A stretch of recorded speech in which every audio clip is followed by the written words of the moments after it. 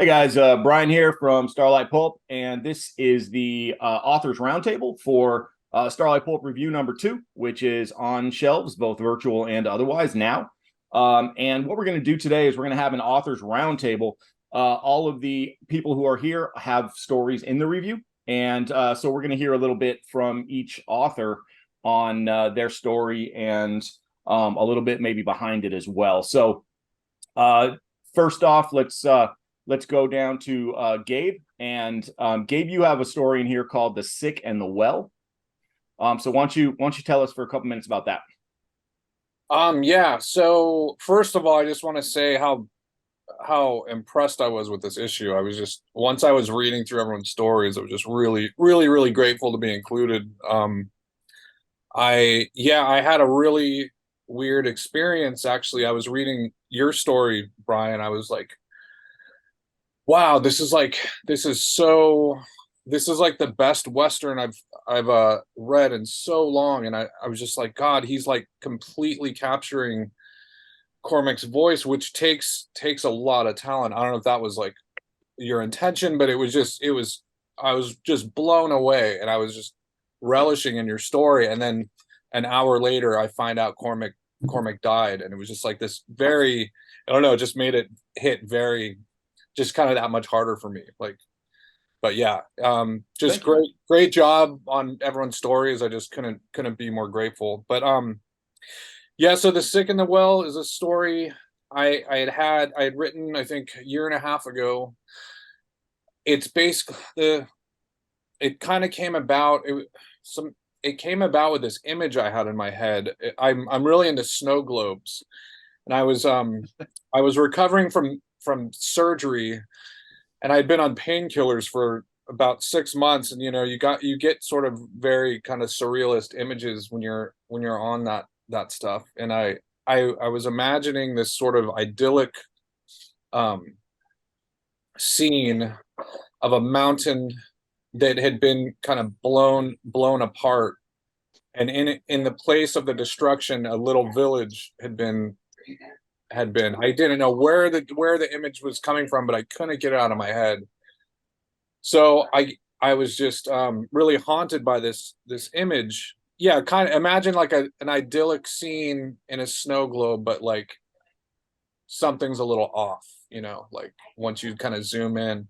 So I live in the desert, and I'm also very fascinated. So out in the desert there we live by a 29 Palms military base, and in the desert, they do bomb testings out here all the time, and like especially once you get out to Nevada, it just Mhm. gets crazy. It's like areas you'll never see, you won't even know about, are just being blown to bits on a daily basis. So yeah, I kind of just, I guess, fuse those two obsessions together. That weird image I had of this town kind of nestled in this destroyed mountain, and Nevada bomb testing, and I kind of created this sort of predatorial housing community called the Nestles, as if this kind of storybook community was kind of nestled in this destroyed mountain. Um, I think what we're seeing a lot these days is like escapism has become almost its own commodity in a way. Like everyone is on social media looking for escape and these sort of idyllic images to kind of aspire to. So I kind of created this whole predatorial housing community called the Nestles, um, that sort of is beckoning everyone. And they have a quota to fill. They have to fill these houses, and so it attracts this family, the Turners. And the wife is just very seduced by the whole fairy tale aspect of it, and the the husband is is feeling really uneasy about it. And without giving too much away, I don't know how many of y'all have read it, but you end up finding why nothing is right. Basically, they chose this area to build this community because there's water there. So it's also a commentary on like the future of water wars. In the desert out here, you really don't take water for granted. So that it turns out that's the reason why this housing community was being built in such an odd place, because there's an actual well there. Only the well is radioactive. So yeah, that's sort of the gist of the story. Yeah, and you even you kind of tied in, correct me if I'm wrong, but you kind of tied in the Nestles with Nestle a little bit too, right? Yeah, that's kind of the big, I guess, twist at the end where yeah, it's kind of a commentary on multinational corporations and their, Nestle has a big monopoly on water right now, and they'll actually go into areas where there's wells and just completely monopolize the wells and just charge up the ass for the water to the communities surrounding that can barely afford it, and which messes with agriculture and all that. So, All right, excellent, man. Thank you, appreciate that. thank you. Doc, why don't we go over to you? So funny little segue. We had in the first issue, we had no stories in any way, shape, or form that had anything to do with war. And all of a sudden we moved to issue 2, and I think there's like 3 or 4 stories in here that aren't necessarily about war, but they are kind of placed in a wartime era, right? So Doc, why don't you talk a little bit about your story? Okay, thank you. First off, thanks for having me. It's a great collection. I'm still working my way through it, but I'm enjoying it a lot. We got a lot of very different voices, different genres, a lot of genre blending, and it's a really, really neat collection, on top of which it has that amazing cover too. So it's great little book to be a part of. Really enjoying it. As far as the story itself, this one I wrote actually a few years back, and I've kind of been looking for a home for it. The central character, Will Friedman, is a character that I've written other stories for, but they're a lot later in his sort of personal timeline. Those are stories taking place more in the mid 70s, where he's this kung fu master wandering the Mojave Desert on his motorcycle. Very different sort of genre, but I had the idea to go back and kind of start telling his origin story. And typically when I am putting a story together, there's usually 2 or 3 completely unrelated things that are in the back of my head at the time that end up coalescing into whatever story I'm trying to tell. This one has it has the influence of Asian horror films. The influence was actually, the story takes place in Korea, but the influence was more on the sort of Japanese horror films coming out in the 60s and 70s, films like Jigoku. So I had to kind of go back and make sure that there was some Korean flavor to it too, in terms of the sort of the type of horror mythology that you run into there. And then setting it in Korea was interesting because that is the first war that the US was in where the army was being integrated, which is kind of in the background of what's happening. There's some tension within this sort of special ops unit as a result of that being a new experience within the armed forces. And then I just liked the idea of having the monster, in a sense, be actually protecting the town for its own purposes. But the idea that there's sort of this devil's bargain where this village is working with the monster and kind of giving up their blood and their life force in order to be keeping out invaders, as it turns out, as we learn over the course of centuries off and on, where they've made this pact with this thing. And we see towards the end sort of this legacy of different invading empires that have passed this way.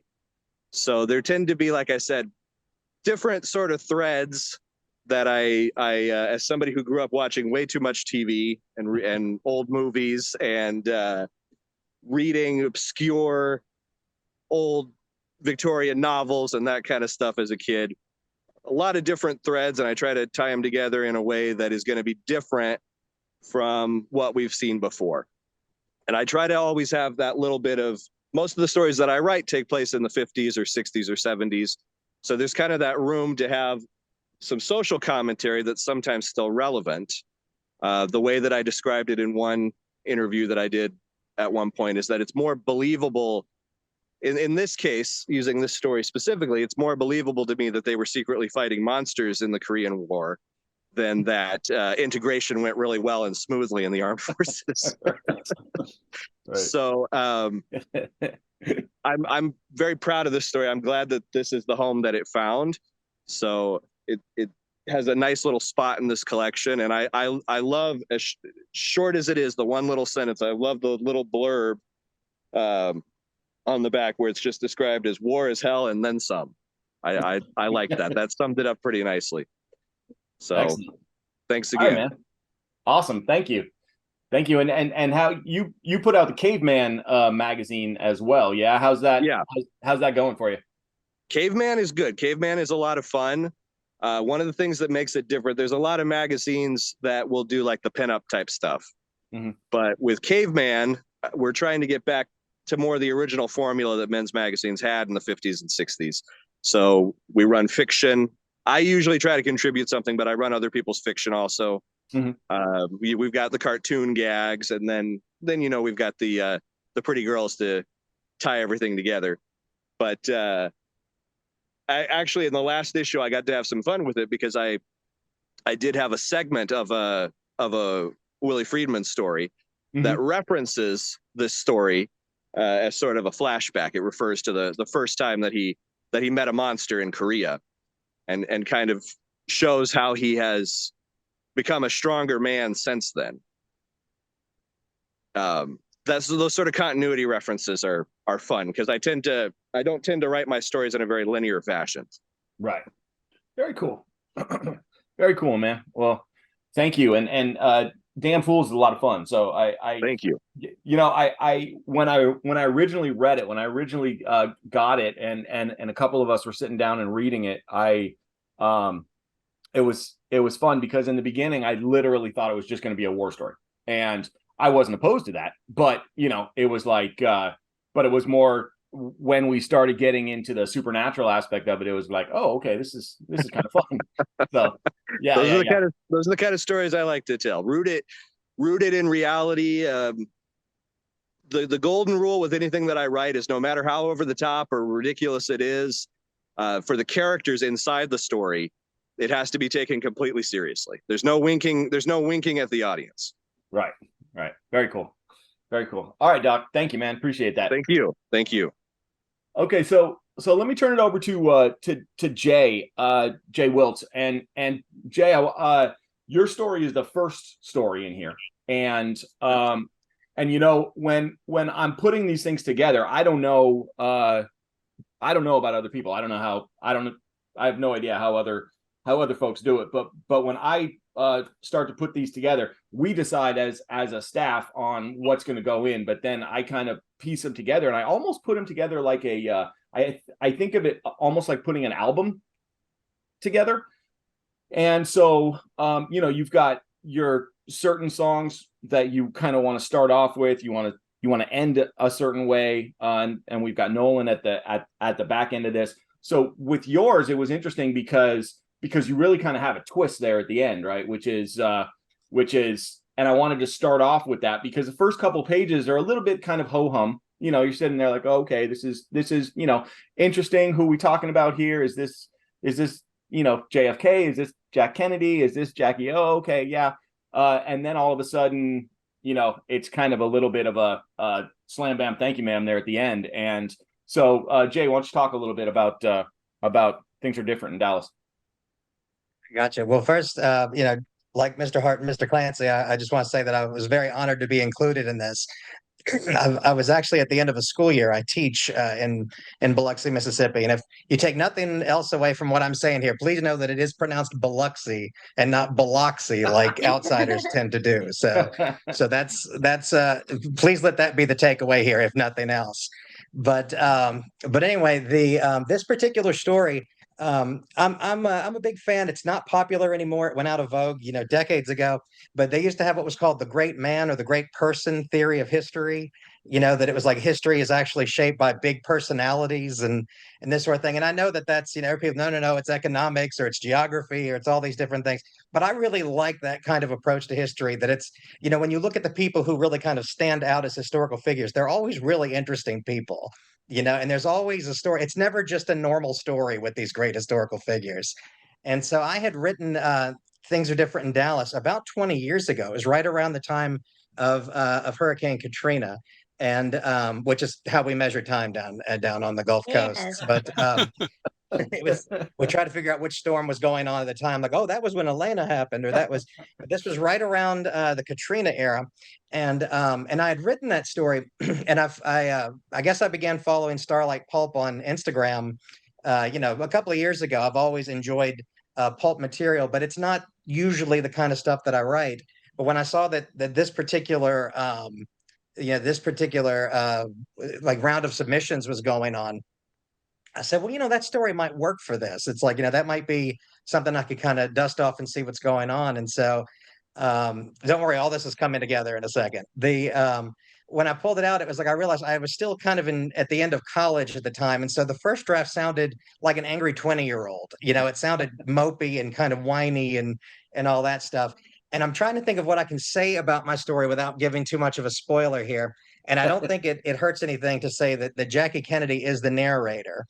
And so the thing that I had to do, I went back and took this first draft and actually listened to the Arthur Schlesinger interviews with Jackie Kennedy and went back and tried to make it sound more like the way she actually talked. And so getting back to the great person, the great person theory of history, it was actually in the third person or close to being a third person narration in the first draft.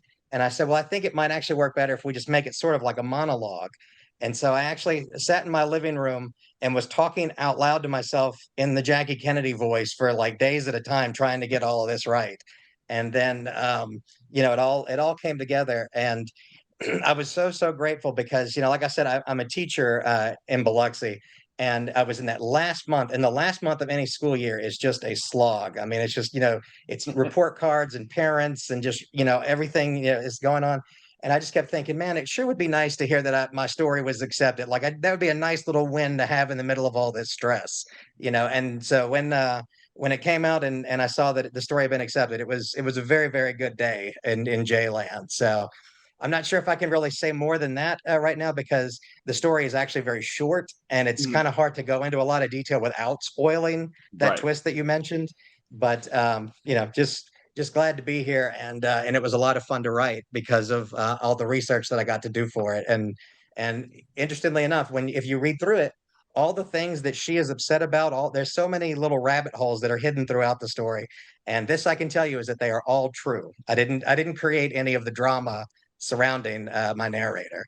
Yeah, excellent, very cool. And I also love how in the story she refers to Marilyn, but never by name. I mean, we know it because she refers to it as I'm going to paraphrase here, but it's it's like the blonde bimbo who sang happy birthday to you, who, if you're familiar, of course, with any of that history, obviously that's Marilyn, but just for her to kind of be referred to that way without actually ever using the name. I love that too.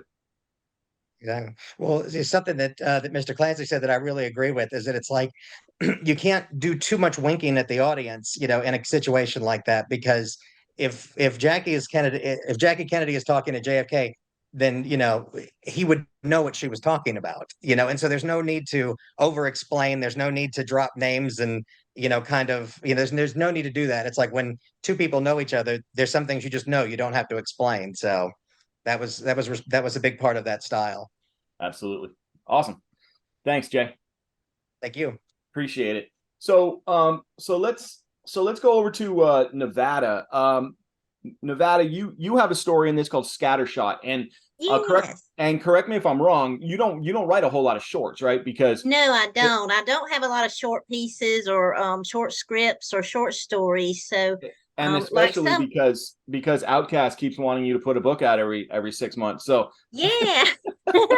I tend to write longer pieces. My screenplays have been more feature length, and then these novels, I mean, these started as a screenplay, and then I was going to adapt it into a TV series, and it's then that I started deciding to adapt it into a novel. So yeah, but I'm thrilled to be in Starlite Pulp Review #2. I'm so excited. And like some of the folks are already saying, Scattershot, I had started it a while back, thinking to submit it someplace else before Starlight Pulp ever came into being. And then when I did see that you all were taking submissions for another review, I was really excited. And it was just hard. I had the character of Scattershot that I wanted to work with, but I just didn't know. And then I had Keisha, the character, but it was hard to I don't know, I just had a hard time ending it. But then I did find an ending for it. But I'm thinking of carrying on with their adventures eventually, and maybe doing some other stories with these same characters. Very So cool. I'm gonna work on it. Very cool. So and so where did the where'd the idea come from to do the they're kind of a duo, right? Yeah. A partnership, both romantically and bounty hunter wise. Yeah, well, this place I was going to submit it to before had mentioned something about female bounty hunters, but I didn't know how that would turn out or where that would go. But I just tried to, I don't know, a lot of my stuff I try to get into that character and write from that character's point of view. And you know how, like you might be familiar with my novels. I like each section belongs to one character. This one is mainly this is all pretty much scattershot.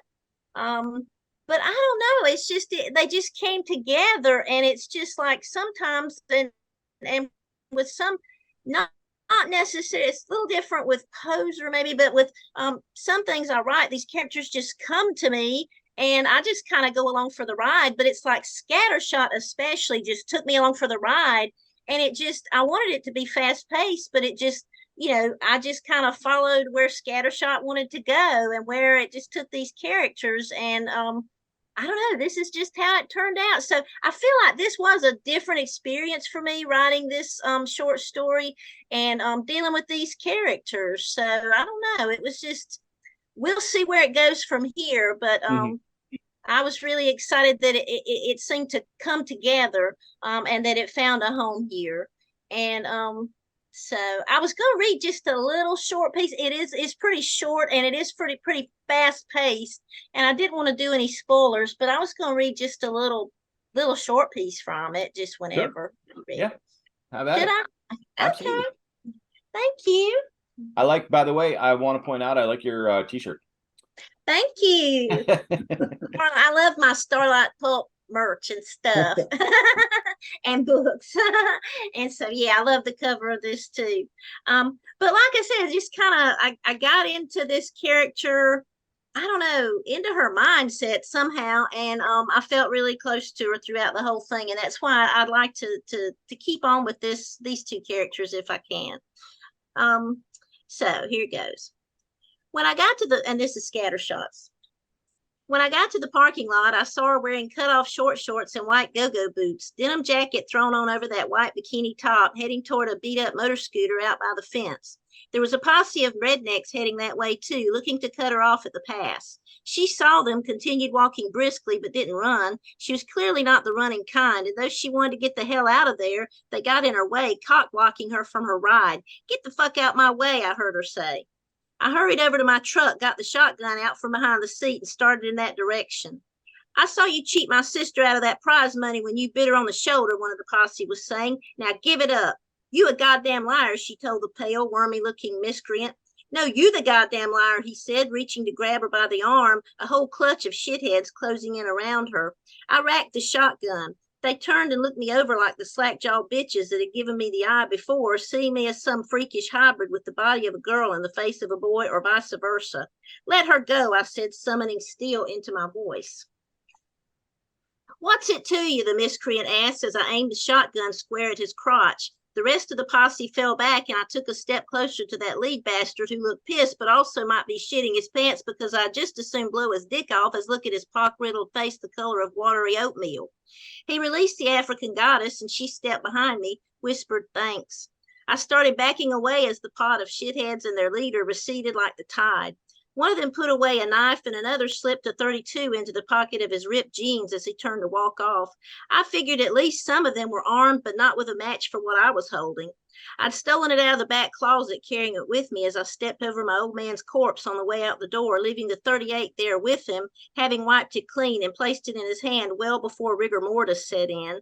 But this was all I needed to hustle me and her over to my truck. We hauled ass, and I told her we could go back for a motor scooter after that place had shut down for the night or early in the morning, and she said fuck it, wasn't worth a shit no way. She went to take a look at herself in the side mirror and finding none, moved to see herself in the middle one, but that was gone too. "Hey, what happened to all your mirrors?" she asked. "I got rid of them a couple of nights ago when I was drunk," I answered. "I'm going to unload this heap soon as I can anyway." "How come you did that?" "'Cause I ain't never looking back." She seemed surprised, laughed a little, then settled back, looking forward down the road. Turned out she was on the run too, making money anywhere, anyhow she could to get to the West Coast. That's where she wanted to go, and I did too, so we decided to travel together. So it goes on from there. Thank you for letting me read a little piece. I really appreciate it. Absolutely. Thank you, Nevada. Appreciate that. Appreciate That that. was amazing, by the way. I just want to say. Huh? Oh, thank you. I love the story reading it, and then hearing it with your accent and everything just made it so much better. Well, I have to say, I've been out of town and on the road a lot, so I'm still catching up reading all the stories in here. But that's why I'm looking so forward to having this long holiday weekend to finish all the stories. So, but I'm thrilled to be a part of this table of contents, and it's so great to put names with some of your faces here too. It's a lot of fun. I'm happy to be here, happy to be on the team and in this issue. Awesome. Thank you, Nevada. I just have to Appreciate it. toss in there. Yeah. I'm sorry.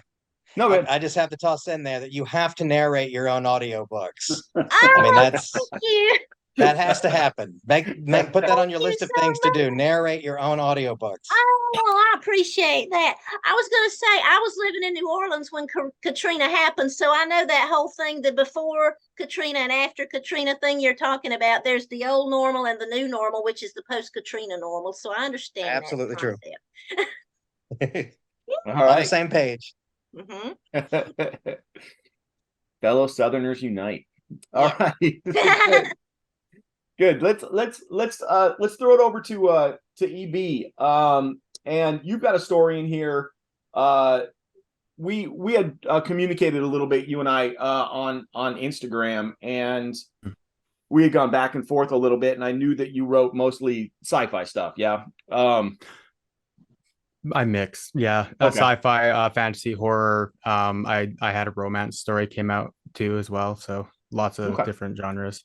Okay. And are you a part of I'm gonna get the name wrong. So but there's some kind of alliance that you are a part of, right? Yeah, I started the Fantasy and Sci-Fi Writers Alliance about a year ago. It's basically just to help, people get a grip on social media and just have like an outlet to share. Writing is often considered lonely work, but it doesn't have to be. So it's basically just to get those people together. I mean, I'm in the middle of nowhere, so there's no other writers near me. So Right. so it was mostly for that. And then we've got like a 320 some members now. So Awesome. yeah, so it grew really well over the last year. Awesome. Well, then I'm just gonna throw in some shameless promotion here. Please let them know that in August submissions are opening back up. So I would be more than happy to Awesome. get some submissions from the Alliance. Yeah, for sure. I always put those things on our Discord. So excellent. Okay, so yeah, let's talk about your story in here, which is luck, right? And it's a little bit kind of the, is it the eternal question, is it better to be lucky or good? So why don't you touch on that a little bit? Yeah, I mean, you kind of nailed it with that, because that's how it initially started, right? I just had the thought of, what's better, lucky or good, and was thinking about it, and I ended up seeing a submission for something else that was they wanted something that was Fae related. So I was thinking, I'd do something fantasy sort of thing for it, but I didn't want to do, the way that, what is it, Crown of Thorn and whatever, Sarah J. Maas, all those books. So I'm like, let's do something that's like, Fae related, but not like fairies particular, right? So I ended up just going with Irish deities, um, and thought, well, they've got to have a god of luck, right? So I looked it up and looked up kind of the history of those particular gods, and then just thought, I'd been reading some Raymond Chandler and things and felt inspired. So I went to a first person and started with it, and started, figured there's a guy who's drunk and talking to another person at a bar, and then it just kind of goes from there. And he gets this incredible kind of luck bestowed on him without his knowing about it. One of the themes in a lot of my stories is people don't really know what's going on to them as it's happening, so they kind of have to figure it out with the reader, right? So yeah, he ends up kind of trying to track down the fellow he met at the bar before he had a blackout for 9 days, which nine is like a big number within the Irish mythology. So yeah, so he blacks out, comes back 9 days later, rent's apparently late at his crappy motel he's living at, and he's trying to figure it out. Another thing I did with it was he always is shutting his one eye because it's hurting, and I tend to do that. I was doing it as I was writing. I had a headache, so I was squinting my eye like this. I'm like, I'm just gonna make Pete do this, and so I'm like, because it's just helps you get rid of that pain in there. So and I don't want to ruin what's going on with that necessarily, but essentially he gets this luck bestowed on him, and the other deity, Ecne, puts the luck to earn skill, pick somebody who's really skilled at killing, essentially, and they have to go head to head and fight without him having any warning or anything. Literally just wakes up in a stupor on a moldy carpet and has to stumble out and end up having this like hitman essentially fighting him. I'd kind of forgotten what I'd written, and the thing I love about sending it out and then getting to read it in book format afterwards is that like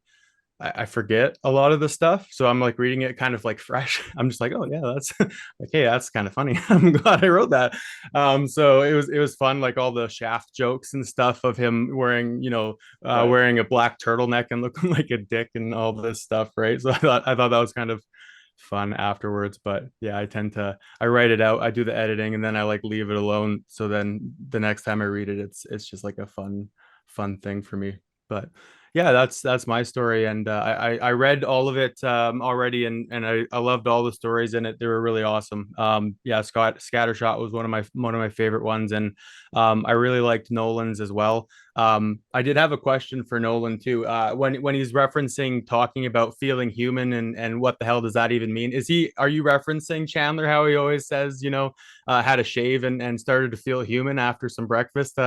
Marlowe always seems to be saying that. So I was wondering if you were referencing that or if it was just happened by accident. Oh, that was just a happy coincidence. Oh, Yeah. awesome. No. I didn't know for sure. So I thought I'd ask you while we were here. Very cool. Well, you've been posting that you've been kind of going through your Chandler education. Yeah. So Yep. so how's that how's that going for you? It's going really well. I've the posts are actually a little bit late, to be honest. So I've finished them. So it's really good. I loved pretty much every minute of it. So the ending was a little bit, I was like, oh man, with the last book playback, it wasn't that it was bad or anything, but you just kind of, anytime something wraps up that you've been reading for so long, you're just like, all right, now what? Yeah, So of course. Of course. yeah, so Yeah, now I'm gonna there's almost this Mhm. little sense of depression when you when you Yeah. finish a series like that, or something that you're really kind of involved in, and then all of a Mhm. sudden it's at the end, and you kind of want to finish it but don't want to finish it at the same time, because then you're gonna have to move on and deal with the loss. So Yeah. Yeah, exactly. And then, but I've got Dashiell Hammett's is up next. All his, I think he's the Sam Spade one, right? So, Yeah.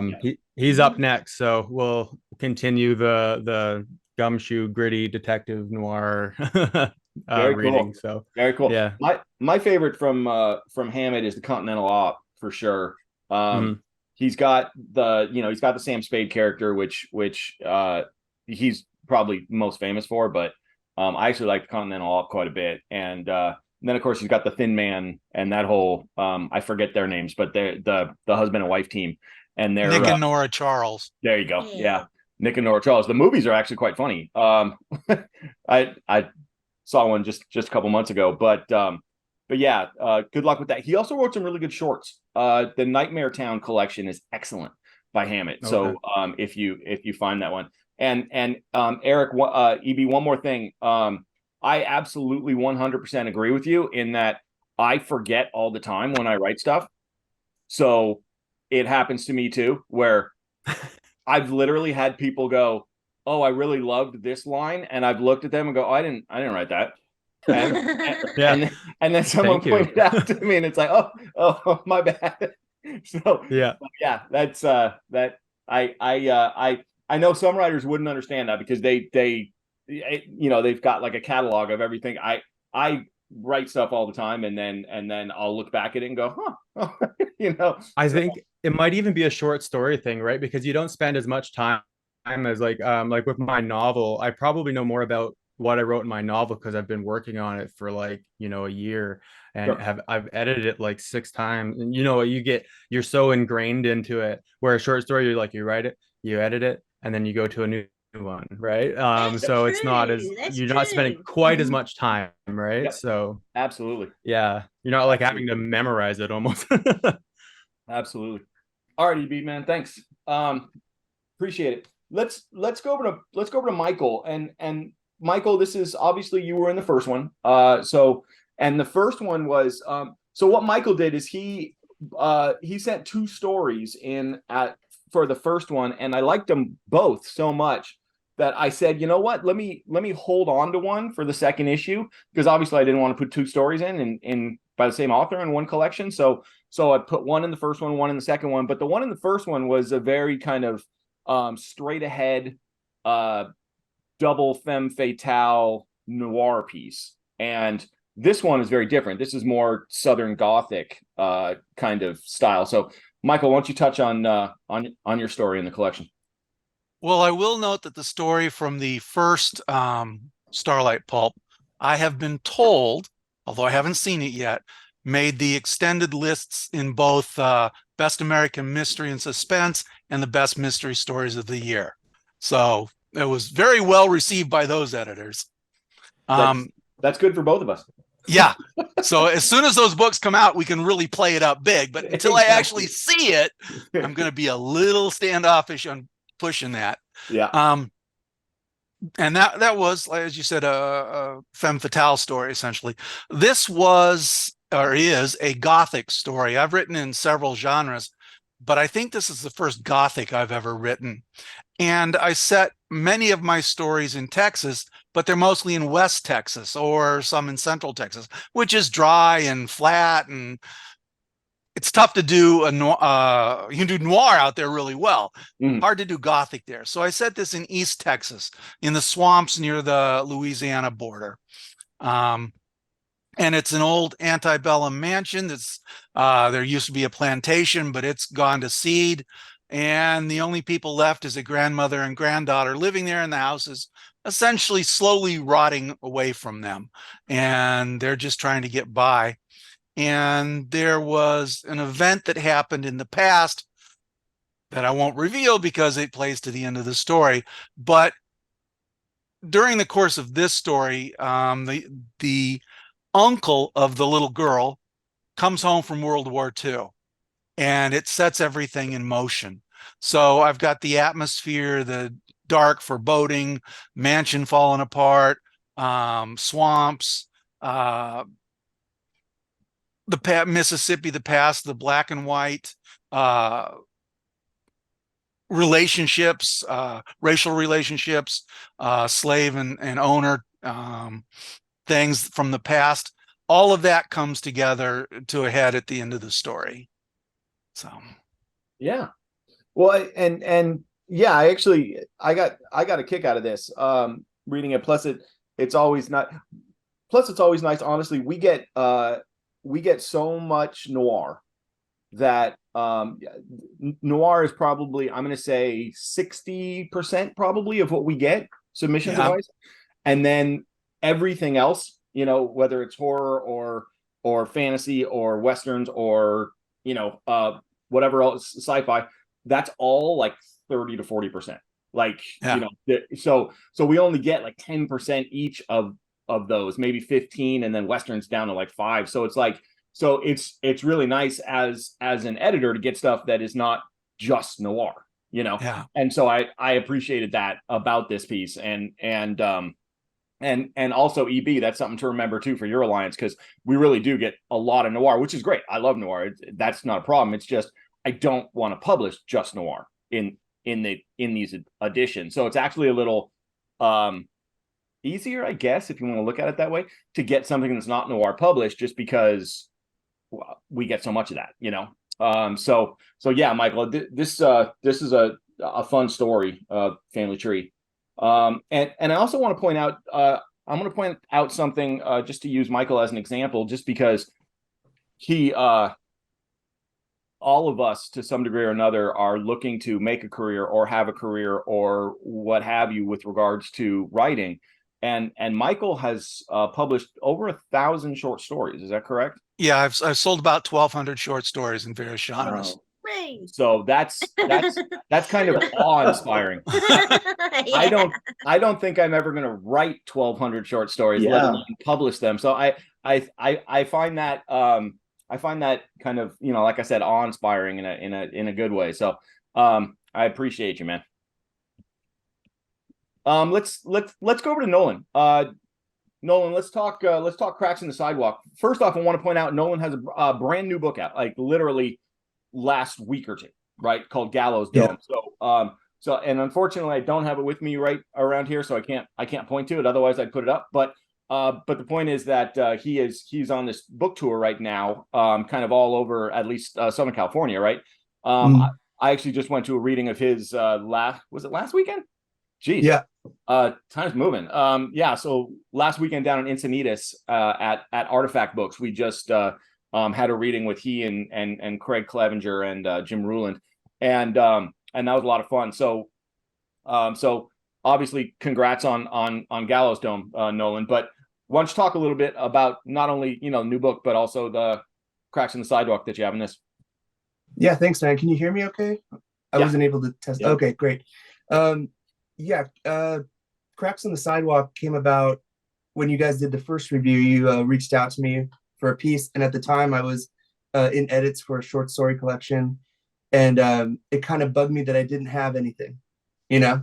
Normally I have something lined up somewhere, but I didn't think too much about it. And we were going on a family trip to New York for a week to visit family, and I just figured I'm just going to take notes while I'm out there, to see if I can put everything I write is based in LA. So I wasn't going to go pretend I'm a New Yorker and write a New York story.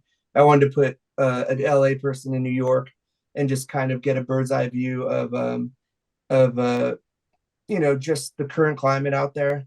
And we were staying in the East Village. Everything in the story is basically the trip, except for, you know, all the bad things that happen to the protagonist. But as far as visuals and settings, holiday cocktail lounge, even the lady at the end, Phoebe, that's based on my aunt Phoebe, who's, I mean, I couldn't have created that. She's quite the character.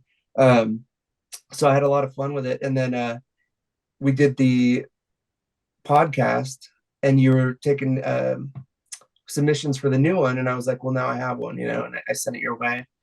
But basically it's just a brother that's using a ploy to go find his missing sister to keep bilking his mom out of whatever, you know, whatever money she has left, so he could kind of continue living this rock and roll party lifestyle that never panned out for him as a musician. And as the volition of the story goes on, he starts to find out that he's the problem, with everything around him that he thinks is everyone else's problem. But in typical noir fashion, he ends up a rung below where he started, and with a character like this, he's a little dim, so he doesn't really realize the true magnitude of his actions. Yeah, absolutely. Yeah. What are your thoughts on you are a native Angelino like myself, and New York is it's just got such a different vibe. So how did you get a kick out of really kind of settling in that kind of vibe? Yeah, I mean, it wasn't the first time I'd ever been there. It was just the first time I thought about writing a story in that setting.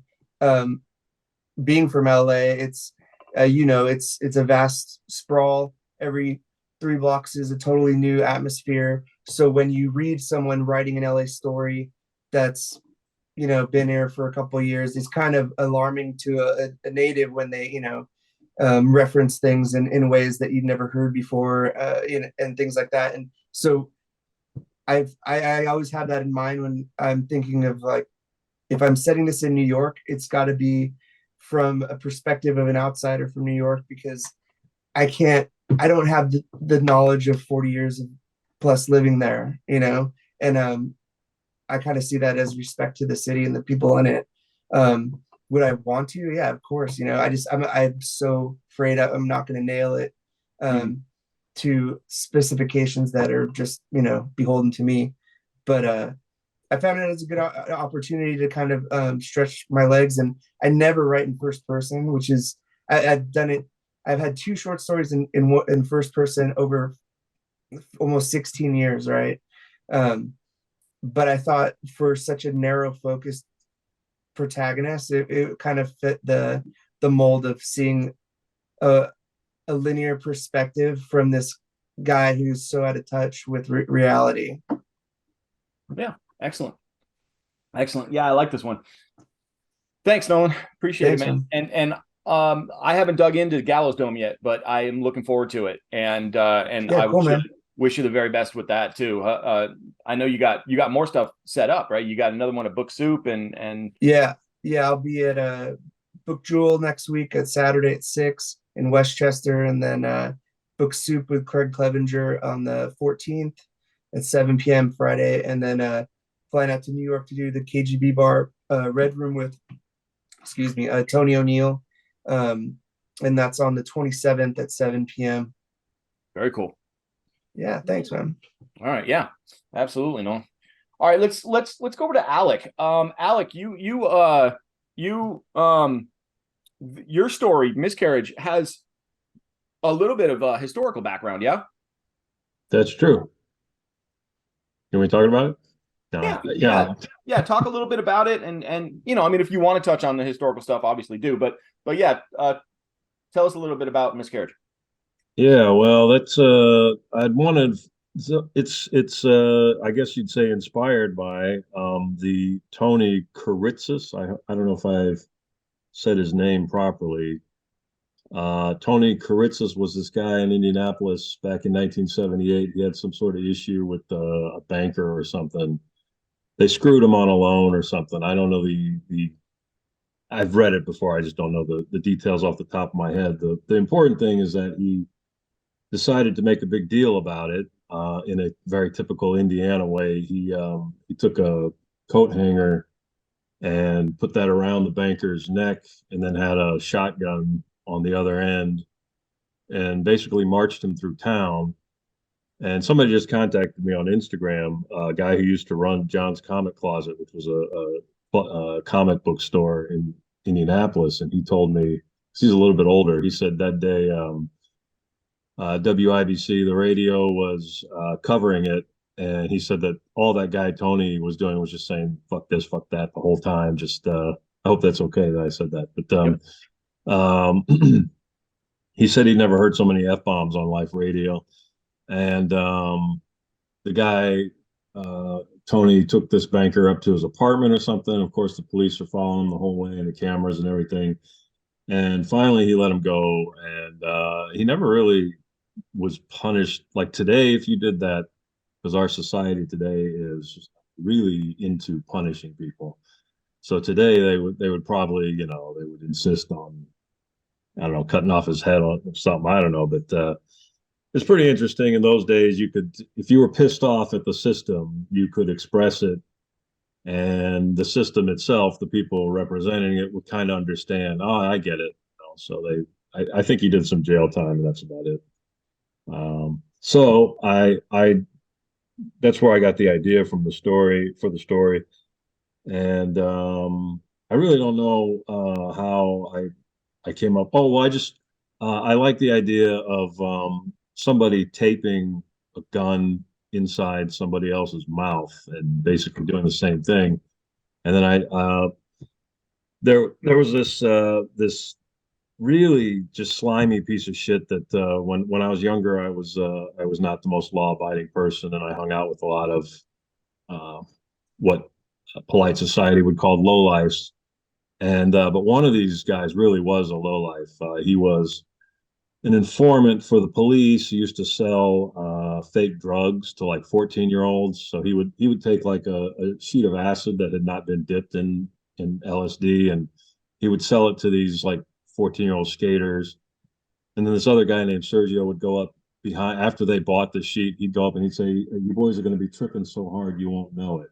And we all the older people, we knew what kind of a scam artist he was, and he would occasionally get arrested and then be back on the street, and that's what tells you that he was an informant.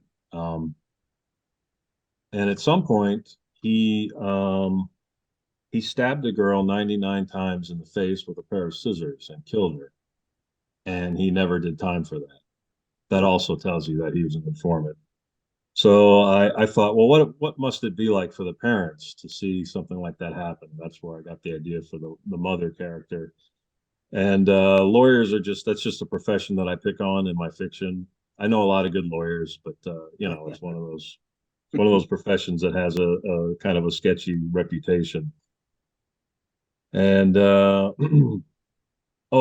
and the other thing that's kind of interesting in that story, I think, is the ring gun. The sharpshooter has a gun that's just a single shot that looks like a ring on the outside, but on the inside it's and I saw that somewhere on the internet a few years ago, and I was like, I'm gonna have to use that in the story. So I thought, well, there's a good opportunity to do that. Yeah, kind of brought it all together. And then of course you have the you know, the issue of the cop who's having a little bit of a marital strife, right? Yeah, well, he's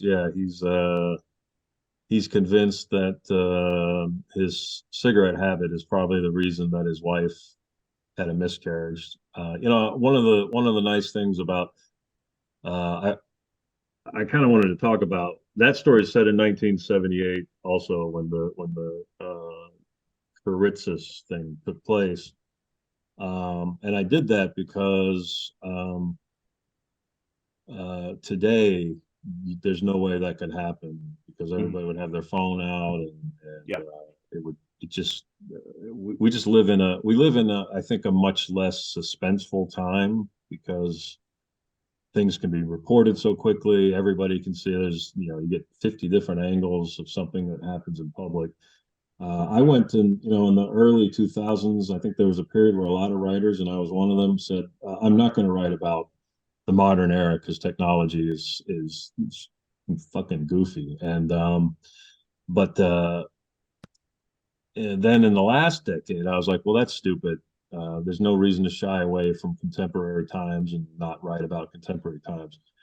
But I'm kind of back to, I would rather write about the times before all this technology, because I want, you know, this is a little bit arrogant, assuming that somebody after I'm dead will read something I've written. But on the off chance that happens, I want people to know in many ways, and I'm not just being nostalgic, but in many ways, the world was more human.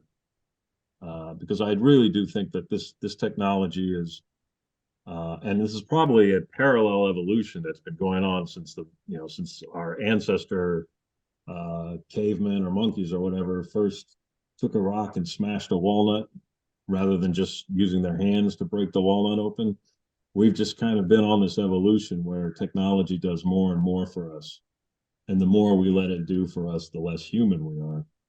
And so I'm kind of reverted back. It's not that I hate technology or anything, but I want people who were born after 2000 to know, they have a lot of misconceptions. You talk to young people, and you would think that slavery ended in 1999, and it's like, no.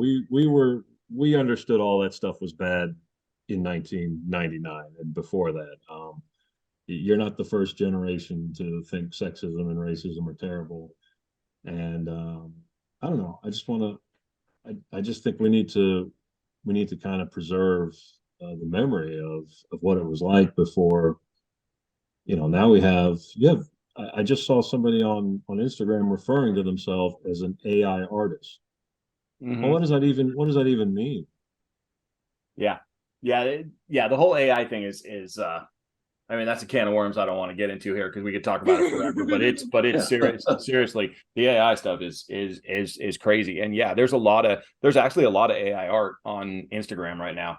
And I actually got called out for it for posting something on Starlite last week by an artist, and I literally didn't even think about it. Like, it wasn't something I did purposefully to it was more, and a painter was like, "Oh, I'm gonna start unfollowing you if you post AI stuff," and I was like, "Oh, okay." I was, okay. So I mean, there really is, but there's a lot of it. There's a lot of it out there, and in fact, somebody just won recently a photography contest in Europe, with an AI,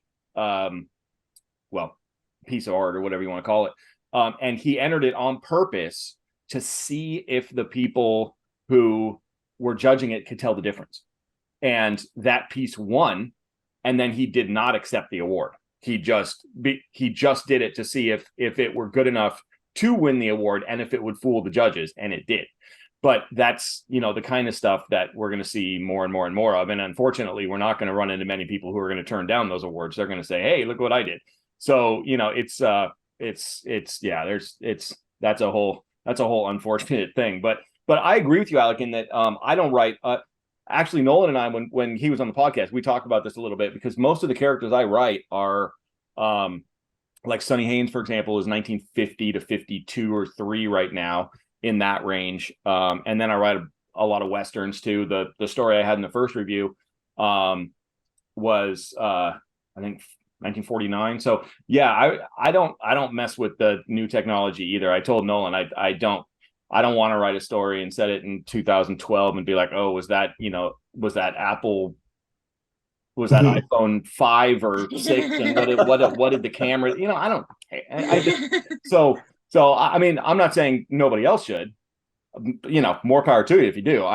For me personally, I kind of feel the same way. I don't mess with the modern stuff too much.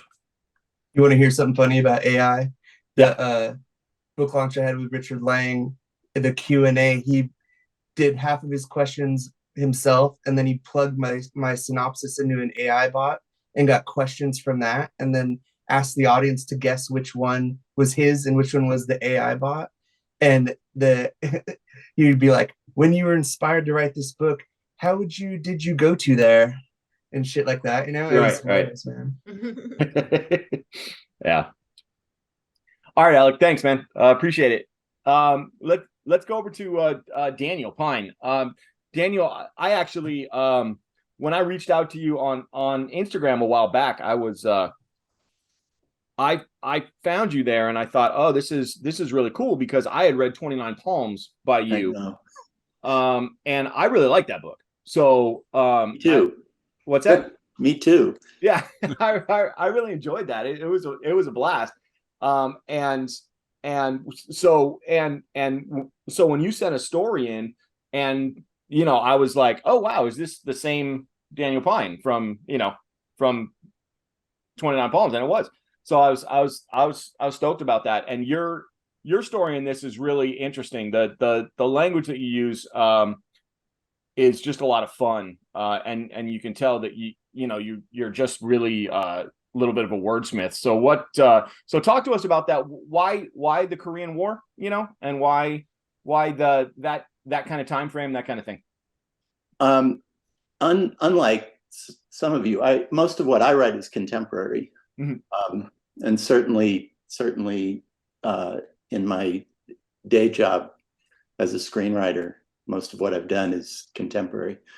I stumbled on this story. It's a weird evolution. I stumbled on this true story in there's a publication called the Journal of American Intelligence that's published by the CIA.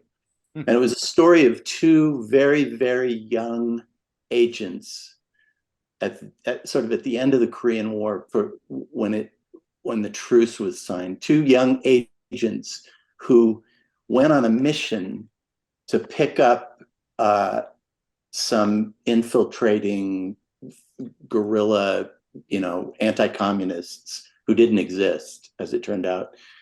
They went into Manchuria and they got shot down and they got captured.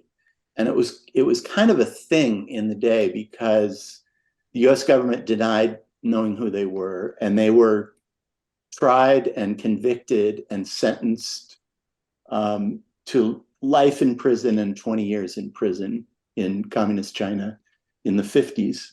And the CIA story was basically an article about how these guys had survived, and they came back in the early 70s. They were released, and they were largely unaffected by their captivity, which was fascinating. So it was sort of a study.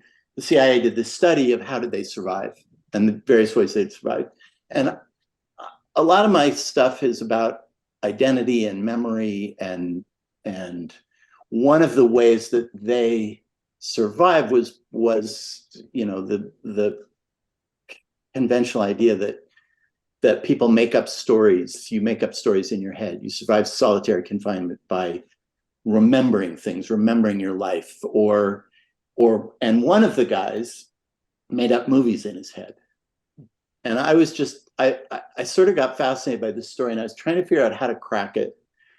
And in order to do it, and I wanted to fictionalize it because the two guys aren't interested in selling their life rights.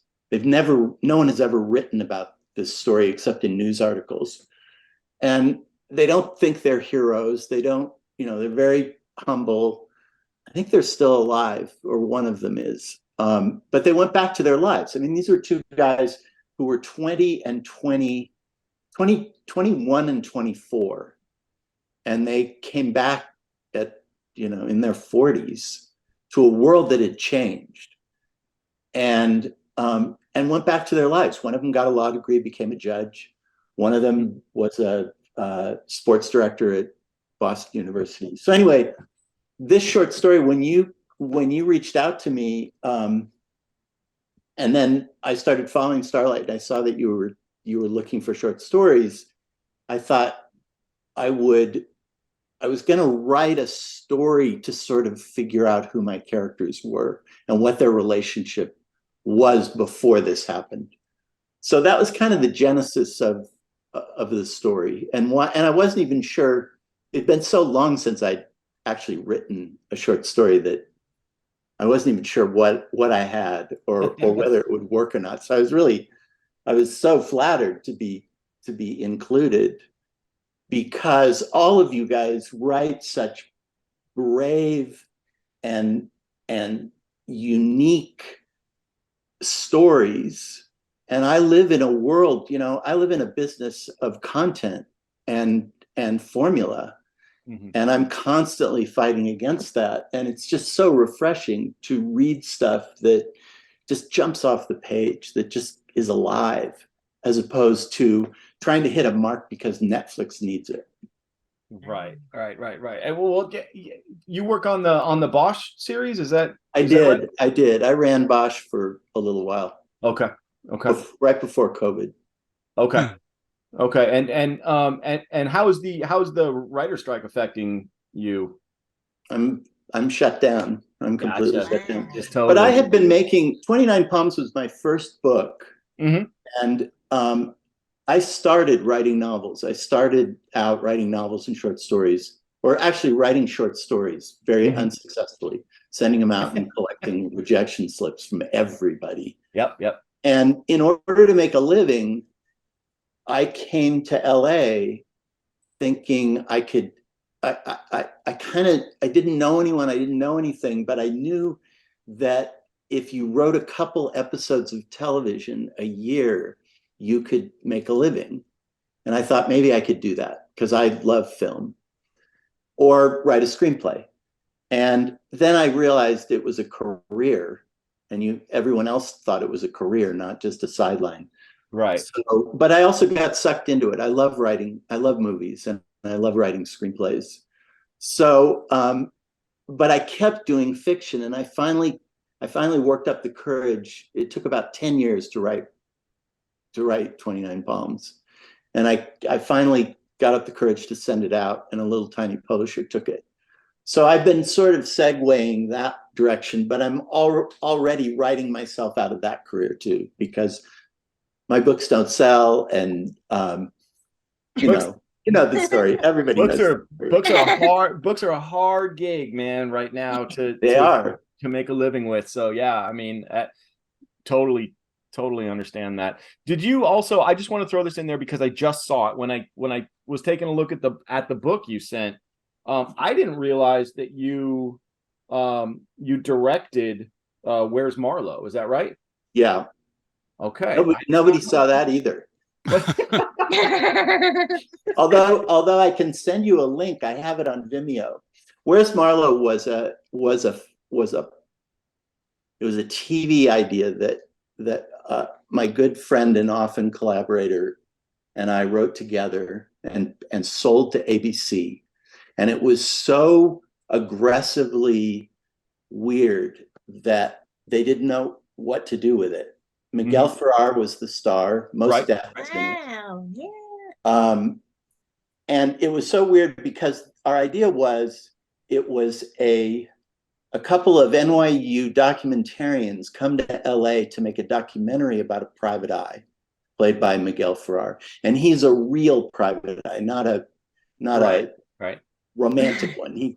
He's in a little dingy office, and he's barely scraping by. And the idea was to tell the story from the point of view of the documentary camera. So it's not so much a mockumentary as it is a documentary narrative. And after we wrote the script, no one could think of anyone who'd done that except for maybe Steve Soderbergh. So I kind of raised my hand and said, I'll do it. I think I know how to do this. So I shot it. And then when it didn't sell as a pilot, Paramount for some insane reason, gave me some more money and said, this feels like an indie film. Just make the whole thing. So we extended it and we made it, and it made about $5. Right. Very cool, though. Very cool. Yeah. All right. And by the way, I appreciate the words that you had there on the short stories in here, because I mean, I'm not in that world at all where you are, but it's interesting because it does seem from the outside so formulaic. It's really, I have to say, I know the book business is a mess, but even hearing people talking on the strike lines I've been through 4 of these strikes in my career, and it's the vibe is better because everyone's behind it, because they're so scared of AI and of these new streaming formulas. But the way people talk about movies and television now really is more like content than stories. You know, the stories, some of the things that we grew up with, that we love, I don't even know if you can make them anymore. You know, Out of Africa, will anyone make that movie? Just, you know, big adventures that aren't tied to some popular IP, that don't involve people with special skills and lots of fight scenes. And one of the things that's so great about what you guys have done in this collection is it's fresh, it's original, every story has its own pace to it, every story has its own structure to it. It's not all and it's not all noir too, which tends to be a dirty word, which I'm blown away, and I'm so happy to be part of it. Awesome. Well, I appreciate that, man. Very cool. Very cool. So let's then open it up to the floor here. If anybody has any questions for anybody else, either about the story that they wrote, or, you know, anything else, have at it. Yes, Jay. Let's see. A question I had for everybody, and the word that I'm taking from what Mr. Pyne, is it Pyne is the last name? Pyne, like the tree. Pyne like the tree. Okay. I can remember that. I just drove past like several million of them. So, yeah. But the word that Mr. Pyne used there, talking about things being formulaic and, you know, sort of content. In these sorts of stories, these pulp stories, whether it's horror or sci-fi or the noir style and everything, there's certain tropes that we expect from all of these things at some point, right? I mean, I remember reading a list once of, I was working on a screenplay, and I saw a list of things not to do in a screenplay, and one of them was like, you know, don't include long shots of people smoking or drinking coffee, and, you know, that was kind of the Tarantino era and all this sort of thing. And so the question I have for everybody is, in these genres that all of you work in, where do you draw a line between trope and cliche, and what can you do to avoid cliche when writing this sort of genre fiction? I go from character. I mean, that's a thought-provoking. I was just gonna say that's a thought-provoking question. It's all I'm trying to. Yeah. Go ahead. I was gonna say, somebody asked me this recently, and I think if something is tied to character, it tends to start to escape. If it's true to the character. I mean, cliches and tropes are that for a reason, because they came from somewhere. But if it's true to the character, if it matters from the point of view of the character, as opposed to you're hitting a mark, or that's how I look at it. And when I'm going through and brooming things out, I always go back to, you know, is this important? What does this say about my guy or my girl? And why does she have to go through this now? What is part of this story? But it's hard. Yeah. I think character is something that is maybe what breaks away from being such a formula. Plot, you know, you can formulate plot, you know, hit A, B, C, hit your marks, like you say. And but when you have the character involved, it just brings a new depth and new life to it, I think. Yeah, okay, in my novel, A Trunk Full of Zeros, which is actually being reissued in a couple months, so I'm really looking forward to that. But it takes place in Los Angeles in 1950, and I distinctly went out of my way to try to use places that I hadn't seen because we've all seen the, you know, Marlowe-esque kind of, you know, 30s, 40s, 50s LA noir stuff. So I picked, you know, jazz bars and things like that downtown that I hadn't seen before. I picked Gilmore Field, where the minor league baseball team played before the Dodgers were there, because I hadn't seen any scenes there in the past, and the field doesn't even exist anymore. So I mean, I specifically went out of my way to try to avoid that stuff, realizing, of course, that at the end of the day, I'm still writing a noir novel. So you know, I'm like you said, I'm gonna have to hit some of those tropes regardless. But I mean, it was definitely a very conscious concept, you know. I oftentimes, and that's why the later Sunny stories are all in Palm Springs area, which are a blast to write, because you've got this confluence of this burgeoning gay community with the Hollywood community that vacations out there with the mob. And of course Palm Springs has this weird modernism thing. It's like a modernity that never quite arrived, so you've got vintage modernity. Good way to put it. So you've got that as well. So it's a lot of fun to write. But again, it was a very conscious decision because of so much of it has been done, in LA and stuff like that. So it's like, oh, I haven't really seen this before, so why don't I explore that? So yeah, I mean, it's definitely something you have to take into account, I think. You were writing the book that you wanted to read, and that's 100% how you break new ground into areas, is just by following your instinct and knowing what you've heard before, the tropes you've come across because they work, and how you can spin them differently or mask them differently into something that you wish you would have bought at a bookstore and came across, Yeah, I read that quote from Tarantino recently, and he said, write the movie that you want to see. And I guess that makes sense, right? I mean, Yeah. Similarly, what you can do is take the trope and you can twist it just to see where it'll go. The classic of the leggy blonde walks into the PI's office.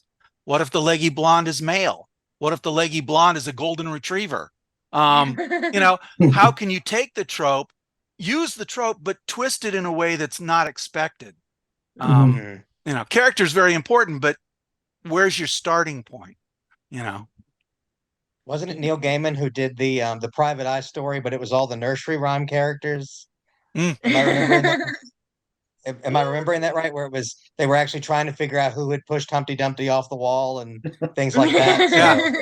So that was a good take on that. And I mean, and I absolutely agree with you. But that's one thing that I'm always maybe hyper conscious of, is it's like, at what point is, I think you said this, Brian, that it's, or no. Mr. Pyne said this, that if it's true to the character, but then you do worry, like, yeah, but I mean, is this kind of what everybody's done before? So very good answers from everybody. Thank y'all. Yeah, that's a good one. All right, cool. Anybody else? My novel series, I mean, Scattershot is set in the 1970s, which is a period I'm fascinated by. Anything like, I don't know, previous decades, I'd say 20s through the 70s, 80s, and 90s. I was out in around the San Francisco area and Palo Alto, where my novel series is set a lot in the 90s. And I think just like that's the center of the tech industry and all that. But in my neo-noir series, there's not a lot of that. It's about the people and the relationships. And I think in one of my pitches or log lines, it might have said, it's not about the boardrooms and break rooms of Silicon Valley, but the back alleys and bedrooms kind of thing.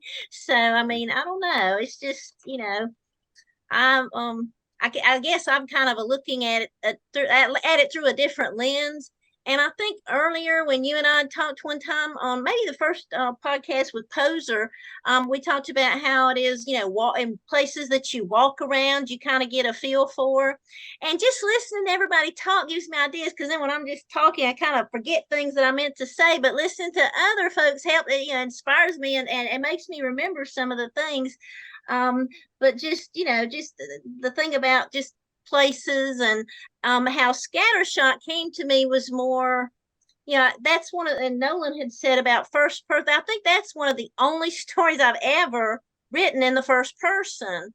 And it's just kind of the character first, and then with my neo-noir series, the novel series, it was more inspired by walking around places that I thought, what kind of people would inhabit these places and what kind of stories would take place. So that was just something I thought about while listening to the conversation.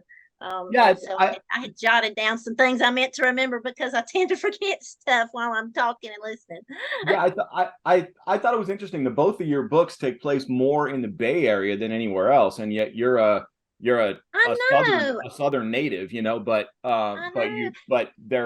but they're very, I mean, Palo Alto is, Yeah, I think it's because I went out there not knowing that much what to expect, and I just fell in love with the place, and I love just really walking around the sidewalks of, the city and Palo Alto, and just, like I said, just hanging around Stanford a lot. We were staying in the dorms there over like 5 or 6 years, and just seeing how it kind of changed. I was there during the dot-com boom, then the bust, then the boom, and you could just tell you could see differences that were taking place during that time. And I think I just got so fascinated with it. And just, I don't know, just the look and feel of just walking around just in the everyday neighborhoods and stuff. Just really, I was thinking, now what kind of stuff? And sometimes I'll see a place that I find really interesting, or what's the word, evocative or something. I'll think, what's a story? What kind of story could happen there? So I think that was more the case with my novel series, with that. So I think, yeah. Yeah. Yeah, I'm from nowhere. I'm from like, it's 600 kilometers to like a city that has more than 10,000 people or whatever. So I Where are don't you, write EB? anything where I am. I'm in like way up in Fairview, Alberta, which is a town of like about 2,500 people. So I don't write anything based where I'm from because it would be super boring. So I for the location thing, I was thinking about that even when Nolan was talking. I hope I do justice, but I was trying to pick kind of weird locations. Like mine is set, my luck is set actually in Jersey City.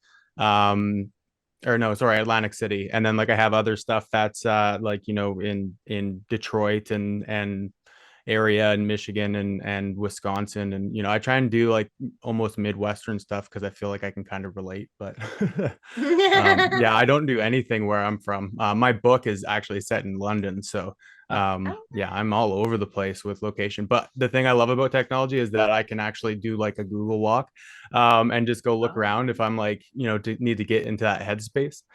So I like doing that, and then I always check with people who are locals and see if I'm screwing something up. So Right. Very cool.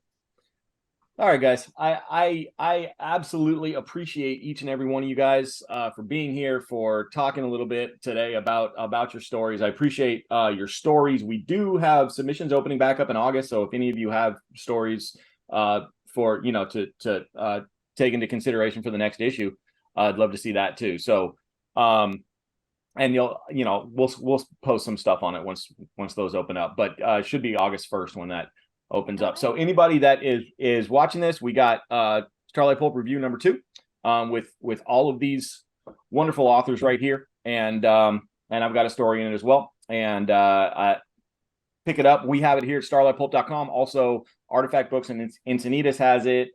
Space Cowboy Books out in 29 Palms or Joshua Tree, and there it's going to be in a few more bookstores as well soon. So and then of course you can also get it on like Amazon or Barnes and Noble or whatever.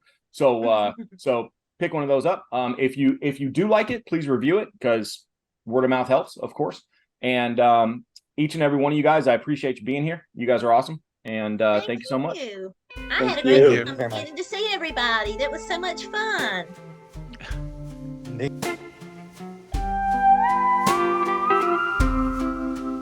In this topsy-turvy